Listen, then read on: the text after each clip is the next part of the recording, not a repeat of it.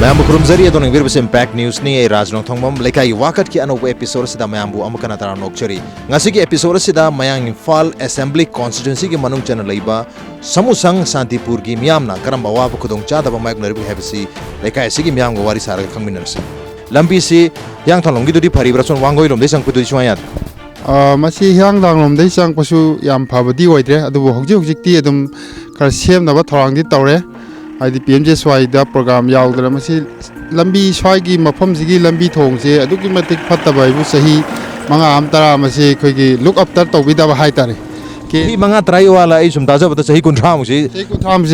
how would they Haitari? Colas put Habutadori, Mamang the Susmana, Pacalora Maga, Colas Target, Yomane, and the Kishotum Tani Heli, Avenina Pacalogiba, Colas Tartu Mali. Masidi Kogi. Tikada do not sing a Suza Wadiam to Natani and Kalim as a subcontractor car. I did send out by Vakana, Sanaba Moloponi. Yamako Mando Uzaribasi, primary school Gumoyum to Shantipur, lower primary school and Tagumdo. Like Tamari function to Rivasibo. As Masi Yamna Liraba, he Shamushang Shantipur, Kulsina Hodor Podearaba, Mastigi Emeka Yam Landraba, Adegi Afaba, this Patramayam Hograba. School school sigi infrastructure si yadre hujik se aduna si mayam si kamai torga sa sigi haibasi wakholo si puthok bidaba aduna amamba jukta koigi mahuksa gi Uganda gi leibak tu dege khara hele masidi koi si mayam gi bhot hada bamsu ori masi lei polling butha mori bne amne masi kaigumba sabidrabadi asi bhot hada bam lei rodoni bhot hada bamsu ori polling booth pudi ori adu hujik lei school gi connection si phalang jom te yadre kair matane tu matak khogi kupi ba tin sheet sing sidu aya bam te yaudre uzu yadre makhong ju yadre masi laik lai su ga tamnari basu satra ga lei ribja satra di marang kai le hujik nga ki matung da khangane pung tara tar koi di satra marang kai la ani mang da khogi uzari ba electric wire ha tare naked wire su leri makha si da matak jine st ni adu makha da khogi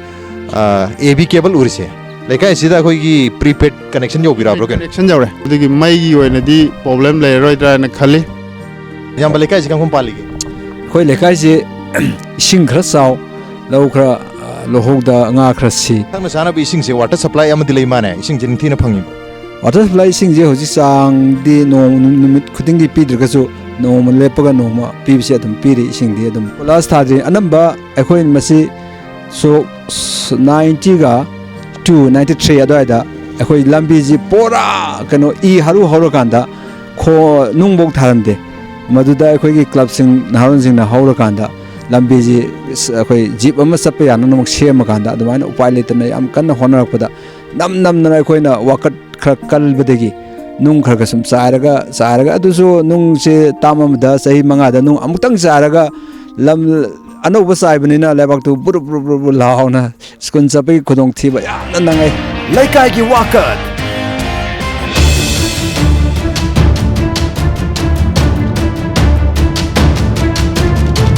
Shantipur se kam paligi Shantipur se sum lei mana masing khara hek yansang napi khara hek sum yonra ka then kadna sum tawraga aduna jibikar oi lambi thong mai sing je kamai torige pharakani ja hai phatri Mano patri ji mai ga ising adi nungai re na ta ji mai jo dum nungai re paisa pi de loi kakhre mo hojikti prepaid lama ne hoi adu yam kanna tawbinari semnari thok ko pujiga ka thok ka singa moi lokthok loksin tawe ising ju la e humni humni le kan da mo la e pam kam tawbir ge kam ban bir ge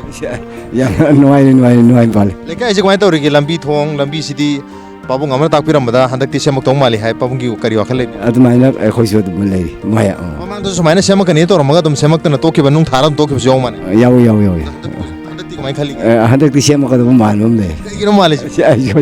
election la ku sira ta ka drai wakhalam ju khal kari din ngai re sa pareng khan bi ge Leikai si bo Leikai si jam sa pha ba mukti am to woidri habidi khoi ising saw muk to ro khoi lamji da aduki mati na te su sa de ya Nongjo khudingi isau khudingi khogi ate cha da handa khakta ni so ki thumdir chahi khudingi de dum thumni kunji khitang chembi buda ya makam kam pan bir ge Leikai si bo nungai ri hujuk pudi da awa di mayam lai ga poni kari awa le rege awa ba ji akoi si lamji gi oina naurang khong na si matek si khal lai ri bo si matang ji da ꯁꯤ ꯈꯣꯡ ꯍꯥꯏꯁꯤꯒ ꯑꯩꯈꯣꯏ ꯋꯥꯏꯁꯦꯜ ꯃꯔꯤꯟꯒ ꯃꯥꯟꯅꯗꯣꯏ ꯋꯥꯏꯁꯦꯟ ꯃꯔꯤꯟ ꯍꯥꯏꯕꯁꯤꯒ ꯅꯥꯎꯈꯣꯡꯁꯤꯒ ꯑꯗ ꯇꯥꯔꯛꯏꯅꯦꯕ ꯋꯥꯏꯁꯦꯜ ꯃꯔꯤꯟꯗꯣ ꯁ꯭ꯋꯥꯏ ꯌꯧꯔꯀꯥꯟꯗ ꯅꯥꯎꯔꯦꯝ ꯈꯣꯡ ꯑꯅ ꯈꯪꯅꯩꯌꯦꯕ ꯈꯪꯅꯩꯌꯦꯕ ꯑꯗꯨꯒꯤ ꯄꯣꯠꯇꯣ ꯃꯇꯦꯛꯁꯤ ꯐꯨꯜ ꯂꯩꯕꯅꯤꯅ ꯑꯩꯈꯣꯏꯅ ꯉꯁꯥꯏꯒꯤ ꯏꯁꯤꯡꯗꯣ ꯄꯥꯈꯠꯂꯕꯅꯤꯅ ꯅꯥꯛ ꯌꯦꯠꯇ ꯂꯩꯕ ꯄꯣꯠꯁꯤꯡ ꯂꯣꯏ ꯃꯥꯡꯉꯦ ꯁꯨꯃꯥꯏꯅ ꯄꯀꯥ ꯂꯧꯔꯒ ꯍꯨꯟꯗꯣꯛꯑ ꯊꯝꯈꯤꯕꯁꯤ ꯊꯥ ꯑꯅꯤꯃꯨꯛ ꯐꯥꯖꯤꯜꯂꯛꯑ ꯃꯥꯅꯦ ꯍꯟꯗꯛꯄꯨ ꯁꯣꯏꯗꯅ ꯁꯦꯝꯃꯛꯇꯧ ꯃꯥꯜꯂꯤꯕ ꯏꯌꯥꯝꯕ ꯁꯦꯝꯃꯛꯀꯗ꯭ꯔꯥ ꯍꯥꯏꯅꯗꯤ ꯈꯜꯂꯦ ꯑꯗꯨꯕꯨ ꯀꯅꯥ ꯈꯪꯅꯤ ꯇꯝꯕ ꯉꯝꯗꯦ ꯁꯔꯀꯥꯔꯒꯤ ꯍꯧꯖꯤꯛꯀꯤ ꯑꯃꯨꯛ ꯌꯥꯏ ꯐꯜ ꯂꯥꯛꯏꯒ ꯂꯥꯛꯇꯦꯒ ꯇꯧꯔꯒ ꯇꯣꯛꯈꯤꯕꯁꯨ ꯈꯪꯄꯣꯠꯇꯦ ꯃꯃꯥꯡꯗꯁꯨ ꯍꯥꯏꯔꯤꯕ ꯂꯝꯕꯤꯁꯤ ꯁꯦꯝꯅꯤ ꯍꯥꯏꯔꯒ ꯅꯨꯡ ꯂꯩꯉꯣꯏ ꯍꯩꯈ꯭ꯔꯒ ꯁꯦꯝꯗꯅ ꯂꯩꯕꯒꯤ ꯔꯦꯀꯣꯔꯗ ꯂꯩꯕꯅꯤꯅ ꯍꯟꯗꯛꯀꯤꯁꯨ ꯁꯦꯝꯃꯛꯀꯅꯤ ꯍꯥꯏꯗꯨꯅ ꯄꯀꯥ ꯂꯧꯈ꯭ꯔ ꯃꯇꯨꯡꯗ ꯑꯣꯜꯃꯣꯁ ꯊꯥ ꯑꯅꯤ ꯐꯥꯔꯦ ꯊꯥ ꯑꯅꯤ ꯐꯥꯔꯛꯑꯕꯅꯤꯅ ꯄꯀꯥꯒꯤ ꯅꯨꯡꯁꯤꯡꯁꯨ ꯂꯣꯏ ꯅꯥꯟꯊꯣꯛꯄ ꯍꯧꯔꯦ ꯃꯔꯝ ꯑꯗꯨꯅ ꯃꯁꯤ ꯄꯨꯡꯀꯥꯏ ꯀꯥꯏꯔꯒ ꯄꯨꯟꯅ ꯅꯥꯟꯊꯣꯛꯇ꯭ꯔꯤꯉꯩꯗ ꯀꯣꯏꯂꯥꯁ ꯊꯥꯕꯤꯔꯒꯗꯤ ꯌꯥꯝ ꯐꯒꯅꯤ ꯍꯥꯏꯕ ꯂꯩꯀꯥꯏꯒꯤ ꯑꯆꯧꯕ ꯑꯄꯥꯝꯕ ꯑꯃꯗꯤ ꯑꯗꯨꯃꯛ ꯂꯩ Leikai Wakat.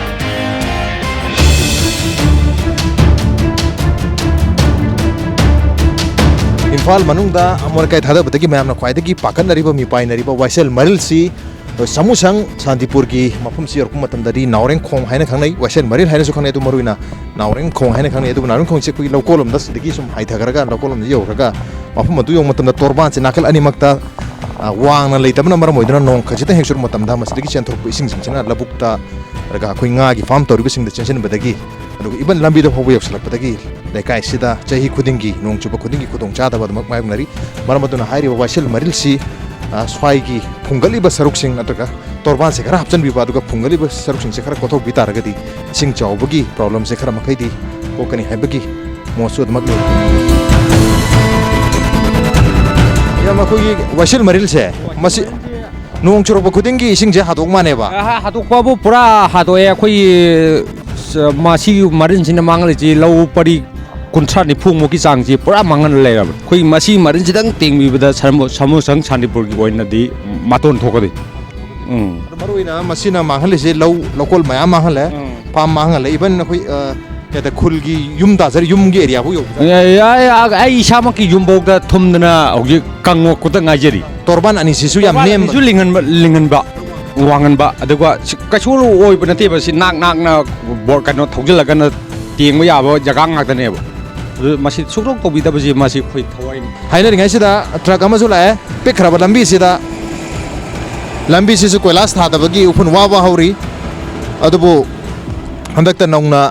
था निमुकी ममांगदा नुंग लेंगोइ हाइगिबसिदा हंदक्ति कोइलास थारनी हाबगी मयामजे हरावनाबो यावरे यामबदि हरावबसिदा यावबिरिब्रा यावजते मरमदि खोइ नागयत की कनोसी हौजे मराक्सी पाक वालीबा अखोई हौजे गाड़ी मचा अमगा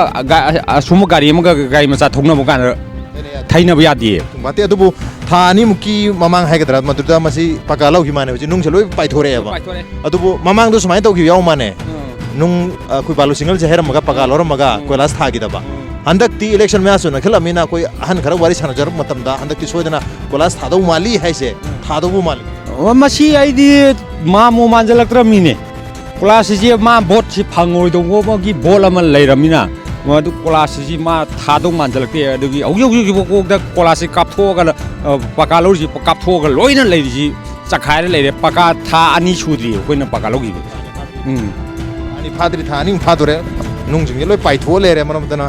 कोइलास थारकपगी ममी ता ताद्रे थाजब वाले हैबनी पिता अंजलि इता हुजि हंजगे लेकाजि कंकम पानबिरि आइदि स्वाइदि न मेंबा निरुंगदि स्वाइदि नते अदु स्वाइसिदा लाकु मतमदा लंबीजे करी एक्सपीरियंस तौबिरि लंबेनसे याम नुवाइतेदा मसी लंबेनसे सिदैजिदा आइगी गाड़ी मचा थौ लापसिदा गाड़ीदा सेमनोबदा अवाबा मोइजारे ओके कोइ मयांग फांदगी लाकपनि अदु हारि लंबीजे फतबनिना चाथोकसिन तौबदि याम नुवाइत्रे गाड़ी सेमनोबदा अवाबा मोइ हाइबा फम लरि कोइ लेकाइगी माइबेल अनिमसु लेरे मदु वारी सारंग जरागे चेंबी कन हक्ता हंगजगे लेकाइ से कम पान बिरिगे कोइ चेंग केरोसिन द लौबिरिब्रा चांग नाइना तो हंगजगे तौबनि हंगो हाय ला हाय आइदि स्वाइदि नते शांतिपुर से स्वाइदि नतब ngata लेरब जाला दुकान में पुजे स्वाइदि नतब जाला शांतिपुर से स्वाइदि नतब मी ngata तायन हाय तुमब जाला अदुना लंबी सेमक्त्रि से स्वाइदि नतब ngata वरा मिन लंबी सु सेमारोय लेकाइ कम पान स्वाइदि नतब जाला खोइ नति मा स्वाइदि ओरगसु स्वाइदि नति न हाइबम जावरेको अदु सिरि स्वाइदि ओरम दौमाल होय स्वाइदि ने हाइबि ता कमाय पालेगे लेकाइ सिबो लेकाइ जे अदुम खरा अदुम पुहिंग दे हिंगी सुरा नोमगा दुबु अखोइगी लंबी थोंग याम फत्रे तौरिसिनि सोरो कोइलास हाबिदे asuk koi da baje asibo ambu thadri man thadre yamna yengon nung khara chakhai ra me dum sumai sum leire matam punamakta nung se gari thorak pada angang apik pa sana bada ai isa makti chin jaw banina nung na thomakan in he gari lakura ta sengna ma haje PDS ke cheng kerosene yen bado adu lobi bro lawi ado card labor BPL APL ai gi ka che sa haudre ai ge phram da lairi me da mata sana ba paina ba mi labor de kai laiban lain udi cheng kilo je kyang phangja nei che na kyang phangja ai gi je ka sa da ni manga pi moi gi je tara tara aru ka sa da mi na manga kerosene ne kyang phangyo kerosene liter ama makhai motor amom dro yum dong gini yum gi na kilo manga cheng se adu kerosene liter ama makhai phangi aduga card paiba mase BPL ki card ondong wale BPL card paiba singsina cheng kilo tara phangi habni yamna angak pa makhal gi public distribution system ni mati ba moi na suna to pi de ha ba mai ki di ka sera ka kun phangdong ni kun thang a phangdong ni ha to pi di ba BPL ki AY kun thang phang pi de tariat khara pi tara khara pi admai to ga am ta pi de moi ason de suna ba pi rak ti hai khang de khoi cha dam ta si hui ki di card ko ma pai bi bra pai ba BPN gi kilo kya phangyo tariat BPL ki card paiba ta tare phang ba lai ra bai ne ra tara pi hai khang ti he na lai ra ba kanam ta lai jadra ba AY card paiba singna kilo tara yamna angak president angak pa distribution system Leikai ga topa Manipur ga top Leikai sing na su Leikai gi Wakat na sa matam thena jadri anung ju yeng jare adu iche ge kari wakhale bi handak ti election maya sunak chila mina handak ti semak taw male siam ni ha nung da pang tha na thai di ka ba ding na to jing je adu gari lak pa khoi di lap thai di pan da na ba na upun da pangau do nung da pakap da kap pau da wi nung da pangap kam thoy tu bu koilas ti tharak tre koilas ki drum jing porak ko som ta mamita de maramuduna mase black topping tor kadra toroidro hai bu di yam chauba masi dream mamani a distant dream yamna thapna lekhaba mangla namani mangphau nagadra mangphau roidra hai bu di matam khara ngai raga dum khang bata bani ko ima ma nungsa yari ma da wari sa jage ima kam pan birigi kanano effective di lakne ko ado ima bo kam pan nungai ri bo mai tawrigi nungai misu udre adegi esa bada ngai le ima bo old age pension ko malobi bro pension o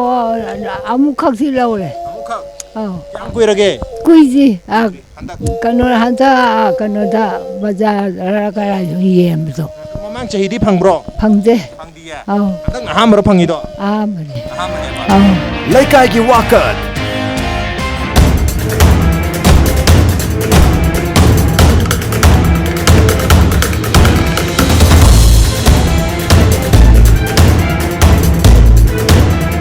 public hydrant tam le re public hydrant bi am le re so su electric transformer manak to su le hawi maya Leikai gi so ajin makha Leikai jaga yaw re cha khaina raga iching la e tha pha pha tha lambi thong nungai te nung marak ta cycle thore angang no bi skun chapada danger oi re ras tha dong ma le di hai adubu thani da ga sung tha tharak te masida mamang da tha da ju dum taw gre akhoina yamna nungai ja te pen ja te manti de khoi wa ka chaningi adubu chatlu badi ngam bana tamina akhoina hai bangam ja te ka su ngasi di imana sida leina kogi Leikai gi Wakat gi thong da hai birabani na soidana khogi mari leina ba mantri natraga MLA na tabir gane ima kai se piru bno kam palige sum pali pokpan pali Leikai se kai nungai rage aloi nungai ri lambi su nungai bane nungai re lambi diwali babung om lere kem haijero di hai du bo khoi babung dagi babung khara di khangjen gi babung Leikai se kam pali Leikai se nungai ri ado kai thodok puri tawde ado bo lambi gi matang hida ko koilas di porpu re ko aduga kai de khele edi uzrak diam ai thonggong de di khara khinbo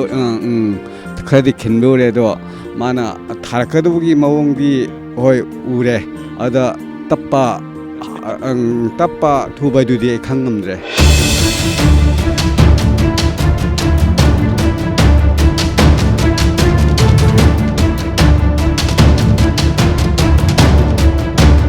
National Rural Drinking Water Program gi makha da mafum sida water supply scheme am lere treatment plant leire mafum sida gi Leikai sida ising di period bu tha khara gi mamang da ising se sang na piru da bdig Leikai miam da ka hena wa ki bdig Leikai miam na sel khara khaiga naraga pi ki bdig hojik pudi ising piba mu hore hairi kuki oina tawraga na mang da lari ba maril se sida gi ising चिंखलगा मसी सिरा filter तौरगा मयाम the पीदुनी हंदक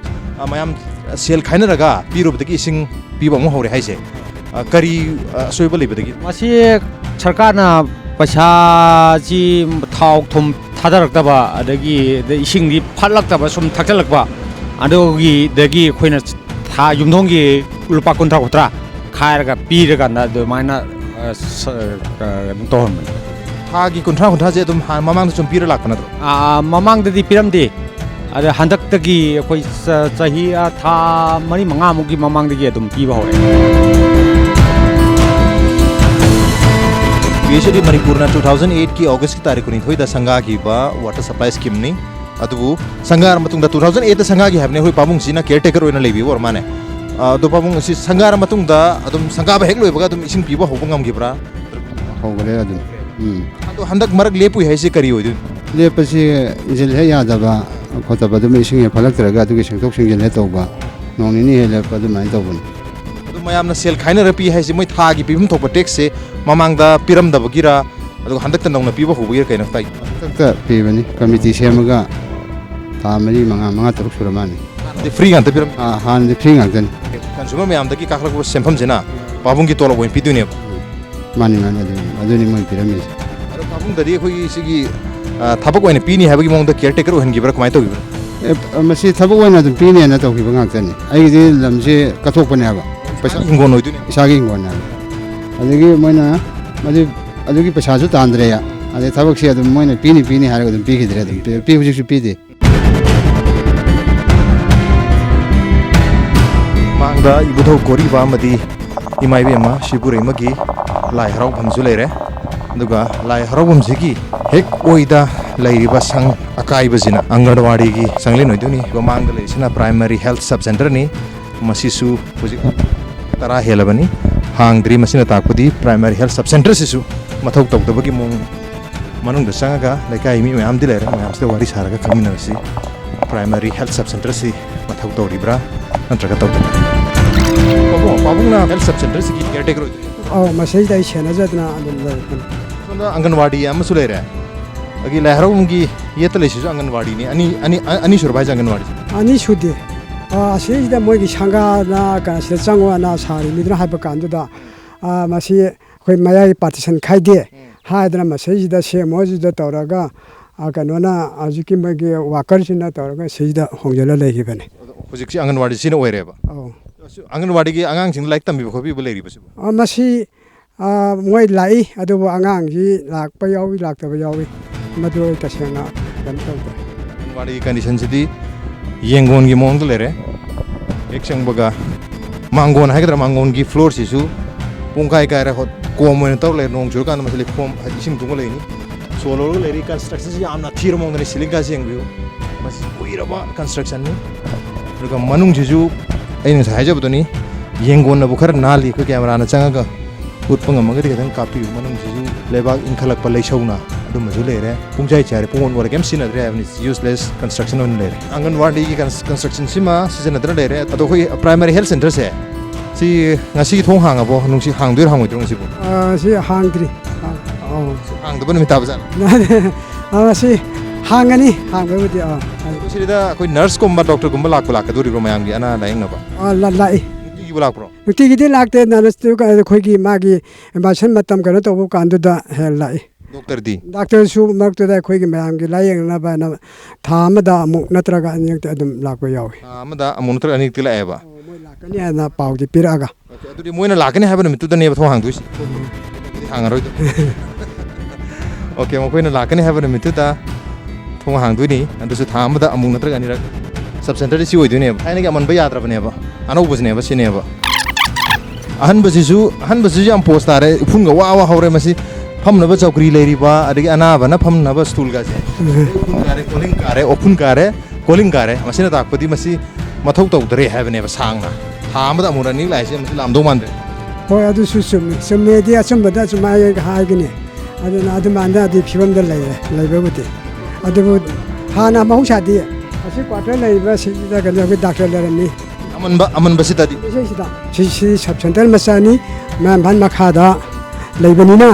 aduna man ban makha laibanina sina CD doctor ꯂꯩꯕ ꯌꯥꯗ꯭ꯔꯤ ꯍꯥꯏꯗꯅ ꯑꯗꯨꯃꯥꯏꯅ ꯇꯧꯗꯅ ꯃꯣꯏꯅ ꯄꯥꯎꯁꯤ ꯇꯥꯛꯄꯤꯔꯛꯏ ꯂꯩꯕ ꯌꯥꯗꯦ ꯃꯁꯤꯗꯤ ꯁꯕ ꯁꯦꯟꯇꯔꯅꯤ ꯃꯌꯥꯡꯐꯥꯜꯒꯤ ꯄ꯭ꯔꯥꯏꯃꯥꯔꯤ ꯁꯦꯟꯇꯔ ꯑꯆꯧꯕꯗꯨꯗ ꯗꯣꯛꯇꯔ ꯂꯩꯒꯗꯕꯅꯤ ꯁꯤꯗꯗꯤ ꯃꯔꯛ ꯃꯔꯛꯇ ꯊꯥꯔꯛꯄ ꯅꯠꯇꯅ ꯑꯗꯨꯃꯥꯏꯅ ꯇꯧꯅ ꯍꯥꯏ ꯌꯥꯝ ꯐꯕ ꯃꯈꯜꯒꯤ ꯄ꯭ꯔꯥꯏꯃꯥꯔꯤ ꯁꯕ ꯁꯦꯟꯇꯔꯅꯤ ꯗꯣꯛꯇꯔ ꯂꯩꯇꯕ ꯄ꯭ꯔꯥꯏꯃꯥꯔꯤ ꯁꯕ ꯁꯦꯟꯇꯔꯗꯨꯗ ꯃꯗꯨ ꯍꯥꯡꯉꯨꯕꯒꯤ ꯀꯔꯤ ꯋꯥꯍꯟꯊꯣꯛꯅꯣ ꯀꯅꯥꯅ ꯂꯥꯛꯑꯒ ꯃꯁꯤꯗ ꯂꯥꯌꯦꯡꯒꯗꯕ ꯗꯣꯛꯇꯔ ꯂꯩꯇ꯭ꯔꯕ ꯅꯔꯁ ꯂꯩꯇ꯭ꯔꯕ ꯁ꯭ꯇꯥꯐ ꯂꯩꯇꯕ ꯑꯩꯈꯣꯏ ꯑꯅꯥ ꯂꯥꯌꯦꯡꯐꯝꯗꯨꯗ ꯀꯅꯥꯅ ꯂꯥꯛꯑꯒ ꯂꯥꯌꯦꯡꯒꯗꯣꯏꯅꯣ ꯍꯥꯏꯕꯒꯤ ꯌꯥꯝ ꯆꯥꯎꯕ ꯀꯣꯏꯁꯟꯗꯨꯒꯤ ꯄꯥꯎꯈꯨꯝ ꯃꯔꯤ ꯂꯩꯅꯕ ꯗꯤꯄꯥꯔꯠꯃꯦꯟꯠꯅ ꯄꯤꯐꯝ ꯊꯣꯛꯑꯦ ꯑꯗꯨ ꯄꯥꯕꯨꯡ ꯑꯪꯒꯟꯋꯥꯗꯤꯒꯤ ꯁꯦꯟꯇꯔ ꯂꯩꯁꯦ ꯑꯁꯤ ꯗꯣꯛꯇꯔꯒꯤ ꯀ꯭ꯋꯥꯇꯔ ꯑꯣꯏꯔꯝꯃꯦ ꯃꯇꯝꯒꯤ ꯃꯇꯨꯡ ꯏꯟꯅ ꯆꯥꯎꯈꯠꯂꯛꯄꯒꯤ ꯃꯇꯨꯡ ꯏꯟꯅ ꯑꯅꯧꯕ ꯄ꯭ꯔꯥꯏꯃꯥꯔꯤ ꯍꯦꯜꯊ ꯁꯕ ꯁꯦꯟꯇꯔ ꯑꯃ ꯁꯥꯕꯤꯔꯦ ꯑꯅꯧꯕ ꯁꯥꯔꯛꯄꯁꯤꯗꯒꯤ ꯗꯣꯛꯇꯔꯁꯨ ꯂꯥꯛꯈꯤꯗ꯭ꯔꯦ ꯑꯗꯨꯒ ꯄꯥꯕꯨꯡꯅ ꯍꯥꯟꯅ ꯐꯪꯉꯝꯕ ꯇꯣꯂꯣꯞꯁꯨ ꯐꯪꯈꯤꯗ꯭ꯔꯦ ꯁꯤꯗ ꯂꯩꯔꯤꯕ ꯑꯃꯟꯕ ꯀꯟꯁꯇ꯭ꯔꯛꯁꯟ ꯑꯁꯤꯅ ꯍꯥꯟꯅꯒꯤ ꯄ꯭ꯔꯥꯏꯃꯥꯔꯤ ꯍꯦꯜꯊ ꯁꯕ ꯁꯦꯟꯇꯔ ꯑꯣꯏꯔꯝꯕꯒꯤꯅꯤ ꯍꯥꯏ ꯑꯗꯨꯒ ꯑꯪꯒꯟꯋꯥꯗꯤꯒꯤ ꯁꯦꯟꯇꯔ ꯂꯩꯔꯤꯕ ꯀꯥꯏꯔꯕ ꯕꯤꯜꯗꯤꯡꯁꯤꯅ ꯃꯁꯤꯁꯨ ꯗꯣꯛꯇꯔꯒꯤ ꯀ꯭ꯋꯥꯇꯔ ꯑꯣꯏꯔꯝꯃꯤ ꯍꯥꯏ ꯑꯗꯣ ꯍꯧꯖꯤꯛꯀꯤ ꯑꯣꯏꯅꯗꯤ ꯑꯃꯟꯕꯁꯤ ꯑꯣꯏꯒꯦꯔꯥ ꯅꯧꯅ ꯁꯥꯔꯤꯕ ꯄ꯭ꯔꯥꯏꯃꯥꯔꯤ ꯍꯦꯜꯊ ꯁꯕ ꯁꯦꯟꯇꯔꯁꯤ ꯑꯣꯏꯒꯦꯔꯥ ꯑꯅꯤꯃꯛ ꯑꯁꯤ ꯗꯤ ꯐꯪꯛꯁꯟ ꯑꯣꯏꯔꯒ ꯀꯣꯂꯥꯞꯁ ꯑꯣꯏꯔꯒ ꯑꯗꯨꯃꯛ ꯂꯩꯔꯤ ꯁ꯭ꯇꯥꯐꯁꯤꯡꯒꯤ ꯃꯤꯡꯅꯤ ꯁꯤ ꯏꯔꯤꯁꯦ ꯃꯣꯏꯅ ꯀꯔꯝꯕ ꯅꯨꯃꯤꯠꯇ ꯀꯩꯀꯩ ꯇꯥꯕ ꯑꯅꯥꯕꯁꯤꯡꯒꯤ ꯕꯦꯗ ꯂꯩꯔꯦ ꯑꯗꯨꯕꯨ ꯂꯩꯔꯤꯕ ꯀꯟꯗꯤꯁꯟꯁꯤ ꯕꯦꯗꯇ ꯕꯦꯗꯁꯤꯠ ꯂꯩꯇꯦ ꯄꯤꯂꯣꯁꯨ ꯑꯃꯟꯕ ꯑꯃ ꯂꯩꯔꯦ ꯄꯤꯂꯣꯒꯤ ꯀꯟꯗꯤꯁꯟꯁꯤ ꯌꯥꯗ꯭ꯔꯦ ꯁꯤꯗ ꯑꯅꯥꯕꯅ ꯈꯥꯡꯉꯗꯤ ꯑꯅꯥꯕꯗ ꯍꯦꯟꯅ ꯑꯅꯥꯕ ꯍꯦꯟꯖꯜꯂꯅꯤ ꯁꯣꯝꯗ ꯆꯪꯉꯤ ꯁꯣꯝꯗ ꯇꯣꯏꯂꯦꯠ ꯀꯌꯥꯝ ꯂꯩꯔꯦ ꯑꯣꯀꯦ ꯇꯣꯏꯂꯦꯠꯁꯤꯅ ꯃꯌꯦꯛ ꯁꯦꯡꯅ ꯈꯪꯉꯦ ꯀꯣꯛꯐꯥꯏ ꯀꯥꯔꯒ ꯑꯃꯣꯠ ꯑꯀꯥꯏ ꯃꯌꯥꯝ ꯂꯩꯔꯦ ꯃꯁꯤꯅ ꯇꯥꯛꯄꯗꯤ ꯃꯁꯤ ꯁꯨꯡꯁꯤꯟ ꯁꯤꯖꯤꯟꯅꯗ꯭ꯔꯦ ꯍꯥꯏꯕꯅꯤ ꯑꯗꯨꯒ ꯇꯣꯏꯂꯦꯠꯁꯤꯁꯨ ꯁꯤꯖꯤꯟꯅꯗ꯭ꯔꯦ ꯁꯤꯖꯤꯟꯅꯕ ꯇꯥꯔꯒꯁꯨ ꯀꯨꯏꯅ ꯁꯤꯖꯤꯟꯅꯗ꯭ꯔꯕꯅꯤꯅ ꯃꯁꯤꯒꯤ ꯃꯆꯨ ꯂꯣꯏ ꯑꯣꯟꯈ꯭ꯔꯦ ꯃꯣꯠꯁꯜꯂꯒ ꯂꯩꯔꯦ ꯗꯣꯛꯇꯔꯒꯨꯝꯕꯅ ꯁꯣꯝꯗ ꯐꯝꯗꯣꯏꯔꯥ ꯗꯣꯛꯇꯔꯁꯤ ꯐꯝꯕ ꯂꯥꯛꯇꯥꯔꯒꯅ ꯑꯃꯅ ꯁꯣꯝꯗ ꯐꯝꯃꯤ ꯁꯤꯒ ꯊꯪꯅꯔꯤꯕ ꯕꯦꯗ ꯂꯩꯕꯁꯤꯗ ꯑꯗ ꯑꯃꯅ ꯁꯤꯗ ꯐꯝꯃꯦ ꯁ꯭ꯇꯥꯐ ꯅꯔꯁꯤꯡꯅ ꯁꯣꯝꯗ ꯐꯝꯕ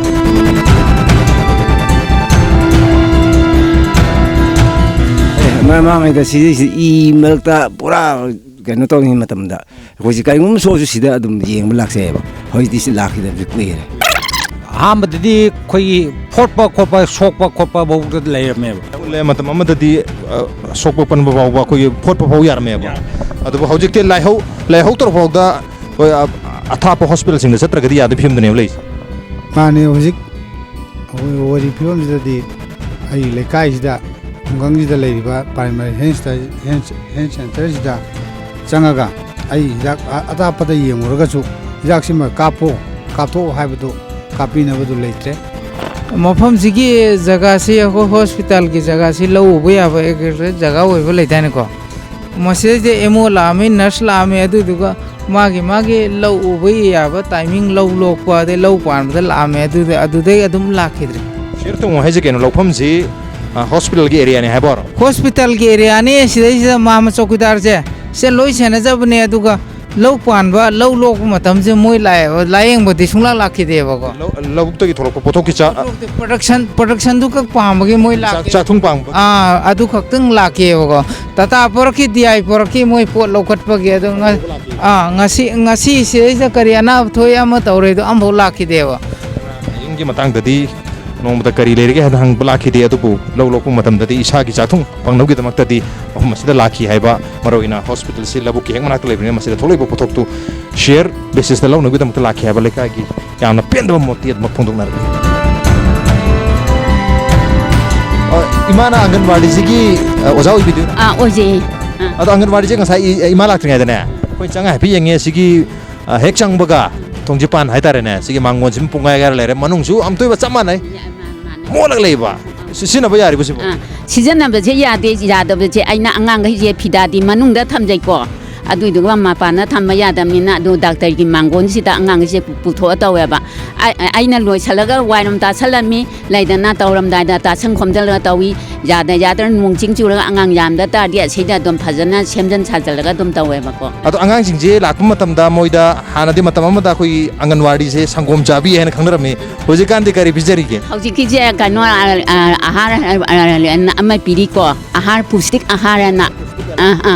हिंदी की वही नहीं है दी न्यूट्रिशियस कोई बात चिंजा है बने आहार पुष्टिक है दुदी तो करी नो फिर ऐसे मम्मी गुम्मल इब्रा अदुनी है जी मम्मी ये बहुत दुनी पुष्टिक आहार हारी दक्षिणे तो मम्मी तो संगम चाबी है रम बदो हौजिकती पुष्टिक आहार चाबी है ना खाना रे आंगनवाड़ी से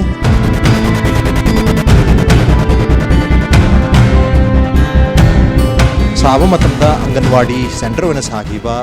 कोई आंगनवाड़ी की स्कूल होइदुनी अदुबु हाई रिबे स्कूल सी ꯃꯇꯝ ꯑꯃꯗ ꯁ꯭ꯋꯥꯏꯁꯤꯗ ꯇꯣꯏꯂꯦꯠ ꯑꯃ ꯂꯩꯔꯝꯃꯦ ꯍꯥꯏ ꯇꯣꯏꯂꯦꯠꯇꯣ ꯂꯩꯕꯅ ꯃꯔꯝ ꯑꯣꯏꯗꯨꯅ ꯃꯁꯤꯗ ꯑꯪꯒꯟꯋꯥꯗꯤꯒꯤ ꯑꯉꯥꯡꯁꯤꯡ ꯂꯥꯏꯔꯤꯛ ꯇꯥꯛꯄꯤꯕꯗ ꯐꯔꯛ ꯇꯥꯅꯤ ꯍꯥꯏꯕꯗꯒꯤ ꯑꯩꯈꯣꯏꯒꯤ ꯄ꯭ꯔꯥꯏꯃꯥꯔꯤ ꯍꯦꯜꯊ ꯁꯕ ꯁꯦꯟꯇꯔꯒꯤ ꯑꯔꯤꯕ ꯑꯩꯈꯣꯏꯒꯤ ꯀ꯭ꯋꯥꯇꯔ ꯑꯣꯏꯔꯝꯕ ꯗꯣꯛꯇꯔꯁꯤꯡ ꯂꯩꯔꯝꯕ ꯁꯪꯗꯨꯗ ꯃꯗꯨꯗ ꯑꯣꯏꯅ ꯎꯁꯜꯂꯣ ꯍꯥꯏꯗꯨꯅ ꯏꯆꯦꯗ ꯑꯗꯨꯅ ꯆꯠꯍꯟꯈꯤꯕꯅꯤ ꯑꯗꯨꯕꯨ ꯍꯧꯖꯤꯛ ꯂꯩꯔꯤꯕꯁꯤ ꯀꯟꯗꯤꯁꯟꯁꯨ ꯑꯗꯨꯃꯛ ꯐꯠꯇꯦ ꯍꯥꯟꯅꯁꯨ ꯁꯨꯃꯥꯏꯅ ꯁꯨꯝ ꯐꯠꯇꯕꯖꯥꯠ ꯍꯥꯟꯅꯁꯦ ꯁꯨꯃꯥꯏꯅꯗꯤ ꯐꯠꯇꯕ ꯅꯠꯇꯦ ꯇꯣꯏꯂꯦꯠꯀ ꯄꯨꯟꯁꯤꯟꯕꯁꯤꯗ ꯅꯨꯡꯉꯥꯏꯇꯦ ꯂꯩꯗꯅ ꯃꯑꯣꯡ ꯃꯔꯤꯟ ꯇꯥꯗꯦ ꯁꯤꯗꯗꯤ ꯀꯃꯥꯏꯅ ꯇꯧꯗꯣꯏꯅꯣ ꯌꯥꯔꯣꯏ ꯍꯥꯏꯗꯅ ꯑꯣꯐꯤꯁꯥꯔꯁꯤꯅ ꯍꯥꯏꯕꯗꯒꯤ ꯑꯩ ꯍꯣꯡꯖꯟꯗꯕꯅꯦꯕ ꯗꯥꯛꯇꯔ ꯁꯪꯒꯤꯁꯤꯗ ꯑꯗꯨꯝ ꯇꯧ ꯑꯗꯨꯒ ꯀꯥꯁꯤꯗ ꯑꯗꯨꯝ ꯑꯉꯥꯡ ꯁꯥꯟꯅꯁꯨ ꯑꯁꯤꯗꯅ ꯃꯑꯣꯡ ꯇꯥꯏ ꯑꯁꯤꯗ ꯑꯗꯨꯝ ꯇꯧ ꯍꯥꯏꯗꯅ ꯁꯤꯁꯤꯅ ꯃꯑꯣꯡ ꯇꯥꯔꯗꯤ ꯑꯩ ꯁꯤꯗ ꯍꯣꯡꯖꯟꯒꯗꯧꯕ ꯃꯑꯣꯡ ꯇꯥꯗꯕꯁꯤꯗ ꯑꯩ ꯁꯤꯗ ꯍꯣꯡꯖꯟꯗꯕꯅꯦꯕ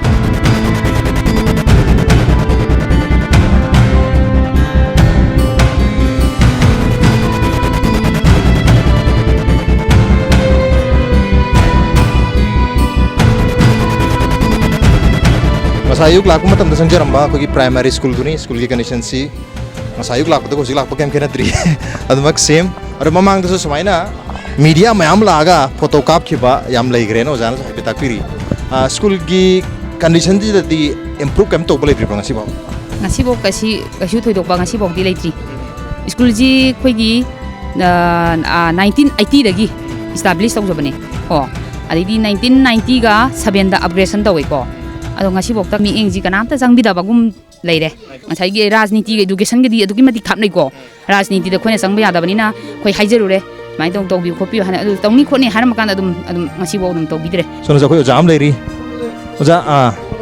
ꯑꯩꯈꯣꯏ ꯀ꯭ꯂꯥꯁ ꯑꯃꯗ ꯐꯝꯃꯤꯕ ꯁꯥꯇ꯭ꯔꯁꯤꯡꯁꯦ ꯀ꯭ꯂꯥꯁ ꯆꯞ ꯃꯥꯟꯅꯗꯣꯏꯔꯥ ꯇꯣꯉꯥꯟ ꯇꯣꯉꯥꯟꯕ ꯑꯣꯏꯗꯣꯏꯔꯥ ꯀ꯭ꯂꯥꯁꯁꯤ ꯃꯥꯟꯅꯗ꯭ꯔꯦ ꯁꯤꯃꯅ ꯀ꯭ꯂꯥꯁ 4ꯅꯤ ꯑꯇꯩꯁꯤꯅ ꯀ꯭ꯂꯥꯁ ꯅꯁꯔꯤ ꯍꯥꯏꯇꯥꯔꯦ ꯑꯉꯥꯡꯁꯦ ꯑꯃꯃꯝꯇ ꯃꯁꯥ ꯃꯁꯥꯒꯤ ꯀꯩꯅꯣ ꯇꯥꯛꯆꯒꯗꯧꯕꯁꯤꯗ ꯄꯨꯂꯞ ꯑꯣꯏꯅ ꯐꯝꯖꯜꯍꯜꯂꯤꯅꯤ ꯍꯧꯖꯤꯛ ꯁꯨꯅꯕ ꯇꯥꯝꯗꯣꯏꯅꯤ ꯁꯕꯖꯦꯛꯀꯤ ꯁꯨꯅꯕ ꯇꯥꯝꯗꯣꯏꯅꯤ ꯍꯣꯏ ꯃꯤꯗꯤꯌꯥꯒꯤ ꯁꯥꯏꯠꯇꯒꯤ ꯇꯣꯏ ꯇꯣꯏ ꯂꯥꯛꯑꯦ ꯑꯗꯣ ꯒꯃꯦꯟꯒꯤ ꯁꯥꯏꯠꯇꯒꯤ ꯂꯥꯛꯄ ꯂꯩꯈ꯭ꯔꯕ ꯒꯃꯦꯟ ꯁꯥꯏꯠꯇꯒꯤ ꯂꯥꯛꯄꯁꯤ ꯊꯣꯏꯗꯣꯛꯅ ꯂꯥꯛꯇꯦ ꯑꯣꯖꯥ ꯖꯦꯗꯤꯑꯣ ꯑꯃꯨꯛꯇꯪꯗꯤ ꯂꯥꯛꯑꯝꯃꯦ ꯑꯗꯩꯅ ꯂꯥꯛꯇ꯭ꯔꯤ ꯑꯃꯨꯛꯈꯛ ꯂꯥꯛꯑꯝꯃꯦꯕ ꯖꯦꯗꯤꯑꯣꯁꯦ ꯑꯗꯨꯒꯤ ꯃꯈꯥ ꯇꯥꯅ ꯂꯥꯛꯇ꯭ꯔꯦꯕ ꯑꯣꯀꯦ ꯖꯦꯗꯤꯑꯣ ꯑꯃꯨꯛꯈꯛꯀꯤ ꯂꯥꯛꯑꯝꯃꯦ ꯑꯗꯨꯒ ꯃꯤꯗꯤꯌꯥꯗꯤ ꯇꯣꯏ ꯇꯣꯏ ꯂꯥꯛꯑꯝꯃꯤ ꯉꯁꯤꯁꯨ ꯏꯝꯄꯦꯛ ꯅ꯭ꯌꯨꯁꯀꯤ ꯂꯩꯀꯥꯏꯒꯤ ꯋꯥꯀꯠꯀꯤ ꯇꯤꯝꯅ ꯍꯥꯏꯔꯤꯕ ꯁ꯭ꯀꯨꯜꯁꯤꯗ ꯆꯪꯉꯒ ꯁ꯭ꯀꯨꯜꯁꯤꯒꯤ ꯀꯟꯗꯤꯁꯟ ꯌꯦꯡꯖꯔꯦ ꯌꯦꯡꯕꯗ ꯊꯋꯥꯏꯗ ꯅꯨꯡꯉꯥꯏꯇꯕ ꯑꯃꯗꯤ ꯑꯗꯨꯝ ꯐꯥꯎꯏ ꯑꯗꯨꯕꯨ ꯃꯁꯤ ꯖꯦꯗꯤꯑꯣꯅ ꯑꯃꯨꯛꯈꯛꯇꯤ ꯂꯥꯛꯑꯒ ꯌꯦꯡꯉꯝꯃꯦ ꯍꯥꯏ ꯖꯦꯗꯤꯑꯣꯒꯤ ꯊꯃꯣꯏꯗ ꯀꯩꯝ ꯐꯥꯎꯗ꯭ꯔꯕ ꯖꯥꯠꯂ ꯁꯣꯝꯁꯨ ꯑꯣꯖꯥ ꯑꯃ ꯂꯩꯔꯤ ꯑꯍꯨꯝꯁꯨꯕ ꯀ꯭ꯂꯥꯁꯅꯤ ꯀ꯭ꯂꯥꯁ ꯑꯍꯨꯝ ꯈꯛꯇꯅꯤ ꯑꯗꯨ ꯄꯨꯂꯞ ꯃꯌꯥꯏꯗ ꯐꯥꯎꯗꯣꯛꯑ ꯆꯠꯄꯁꯨ ꯌꯥꯕꯖꯥꯠꯅꯤ ꯊꯣꯡꯒꯥꯁꯦ ꯑꯝꯇ ꯄꯥꯟꯗ꯭ꯔꯦ ꯑꯣꯖꯥ ꯀꯔꯝ ꯇꯧꯕꯤꯔꯤꯒꯦ ꯁ꯭ꯀꯨꯜꯁꯤꯕꯨ ꯁ꯭ꯀꯨꯜꯁꯤ ꯍꯧꯖꯤꯛ ꯍꯧꯖꯤꯛ ꯂꯩ ꯐꯤꯕꯝꯁꯤ ꯑꯗꯨꯝ ꯃꯌꯥꯝ ꯎꯕꯗ ꯑꯗꯨꯝ ꯈꯪꯕꯤꯔꯕꯅꯤ ꯌꯥꯝ ꯃꯑꯣꯡ ꯇꯥꯗ꯭ꯔꯦ ꯐꯤꯕꯝ ꯌꯥꯝ ꯆꯥꯗ꯭ꯔꯦ ꯐꯂꯥꯡ ꯅꯨꯡꯂꯥꯡ ꯂꯣꯏꯅ ꯍꯣꯔꯦ ꯑꯉꯥꯡ ꯂꯣꯏꯅ ꯐꯥꯎꯗꯣꯛ ꯐꯥꯎꯖꯤꯟ ꯂꯣꯏ ꯌꯥꯔꯦ ꯑꯃꯨꯛ ꯈꯥꯖꯤꯜꯂꯛꯏ ꯑꯃꯨꯛ ꯍꯦꯛꯇ ꯐꯥꯎꯗꯣꯛꯇꯅ ꯉꯁꯥꯏꯒꯤ ꯆꯦꯛꯅ ꯑꯣꯏꯕ ꯅꯠꯇꯕꯅꯤ나 ꯂꯩꯕꯥꯛ ꯐꯂꯥꯡ ꯈꯥꯔꯒ ꯇꯧꯕꯅꯤꯅ ꯑꯗꯨꯝ ꯍꯦꯛꯇ ꯑꯉꯥꯡꯅ ꯊꯨꯒꯥꯏꯔꯦ ꯃꯟꯇ꯭ꯔꯤꯁꯤꯗ ꯑꯩꯈꯣꯏ ꯆꯠꯇꯅ ꯑꯣꯖꯥꯁꯤꯡ ꯑꯗꯒꯤ ꯍꯥꯏꯖꯕ ꯌꯥꯕ ꯍꯥꯏꯖꯔꯦ ꯑꯗꯨ ꯍꯣꯏ ꯇꯧꯒꯦꯗꯤ ꯍꯥꯏꯔꯀꯥꯟꯗ ꯊꯕꯛ ꯑꯣꯏꯅ ꯇꯧꯕꯤꯗꯅ ꯑꯗꯨꯝ ꯂꯩꯔꯤꯁꯤꯅꯦ ꯍꯧꯖꯤꯛꯐꯥꯎꯗ ꯇꯧꯕꯤꯗꯨꯅ ꯂꯩꯔꯤ ꯉꯁꯤꯗꯒꯤ ꯆꯍꯤ 30ꯃꯨꯛꯀꯤ ꯃꯃꯥꯡꯗ ꯑꯩꯈꯣꯏꯁꯨ ꯁꯨꯝꯕ ꯁ꯭ꯀꯨꯜ ꯑꯃꯗ ꯇꯝꯃꯛꯏ ꯃꯇꯝꯗꯨꯗ ꯁ꯭ꯀꯨꯜꯒꯤ ꯐꯂꯥꯡ ꯑꯝꯇ ꯌꯥꯎꯗꯦ ꯃꯗꯨꯒꯤ ꯁ꯭ꯀꯨꯜꯗꯨꯒꯤ ꯃꯦꯃꯣꯔꯤꯗꯣ ꯉꯁꯤ ꯅꯧꯍꯧꯅꯅ ꯂꯥꯛꯀꯨꯝ ꯇꯧꯏ ꯁꯤꯗ ꯐꯝꯃꯤꯕ ꯑꯉꯥꯡꯁꯤꯡꯁꯤ ꯑꯩ ꯏꯁꯥꯒꯨꯝꯅ ꯐꯤꯜ ꯇꯧꯏ ꯑꯗꯨꯒ ꯁꯨꯝꯕ ꯀꯟꯗꯤꯁꯟꯁꯤꯗꯒꯤ ꯑꯐꯕ ꯃꯍꯩꯔꯣꯏ ꯃꯌꯥꯝꯁꯨ ꯊꯣꯛꯈꯤꯕ ꯂꯩꯔꯕꯅꯤ ꯃꯁꯤꯁꯨ ꯊꯣꯛꯂꯛꯄ ꯌꯥꯔꯤ ꯑꯗꯨꯕꯨ ꯍꯦꯟꯅ ꯐꯕ ꯍꯧꯖꯤꯛ ꯂꯩꯕ ꯀꯟꯗꯤꯁꯟꯁꯤꯗꯒꯤ ꯍꯦꯟꯅ ꯏꯝꯄ꯭ꯔꯨꯞ ꯑꯣꯏꯕ ꯍꯥꯌꯔ क्वालिटी एजुकेशन हाइरिबा संगलेनसिदगी पुथोकपा यागनी तौबतबु हाइरिबा संगलेनसिगी मथौक ताबा इंफ्रास्ट्रक्चर बु ओइरो दगा ओजासिंग बु ओइरो मसी इंप्रूव तौबिद्रगदी ओजा मसिंग हेंगनबिंदबा तारगदी होजि क्लास अमदा तोंगान तोंगान बा क्लास महिरोय अनि हुन पुंजलगा लाइक ताहौरि अदुगा मरोइना हाइरिबा स्कूल असि एडेड प्राइमरी स्कूल ओइबा तारगसु मया इम्फाल असेंबली कॉन्स्टिट्यूएंसी की अहान बा पोलिंग बूथ नि मसरी इरे लेरे 23 हाइबसिना कोई मया इम्फाल असेंबली कॉन्स्टिट्यूएंसी की नंबर नि दगा 1 सिना कोई पोलिंग स्टेशन बूथ नंबर 1 नि याम मरोइबा मणिपुर की लेकाय लोसिंग बु थागलिबा संगलेन अमनि हान लौबसु यारे चही मंगा खुदिंग की मफम असिदा मिखलदि पांगथोकली अदुबु चही मंगा नत्रगसु चही 10 बोगी मनुंदा मुक्तंग वर्बस स्कूल से सेंबी की हाबगी वाखल खनबा ngamdaba लेंगा लोसिंग की वाखलोन होंगी मतम अदु यारुले ngasi on lekai की वाखल की थरमसी मतंग छात चंजरगे मथंगी चयोलदा अनोब लेkai अमगलरना अनोब एपिसोड में पुदलाक चगे till then keep watching impact news keep watching लेkai वाकत ता दबता होरो उदबो होरो चा लाई हराउबसी अखोई मिसी मिना थोकना सही कोई कमलतन खंपोक्सन साने हाइबदगी अखोई मतम घर लेपु अखोई बस सागदबसी अखोई बस साबिने हायरम पोतो तोबिदबसी मा कतंगी कोई नुवाइजदी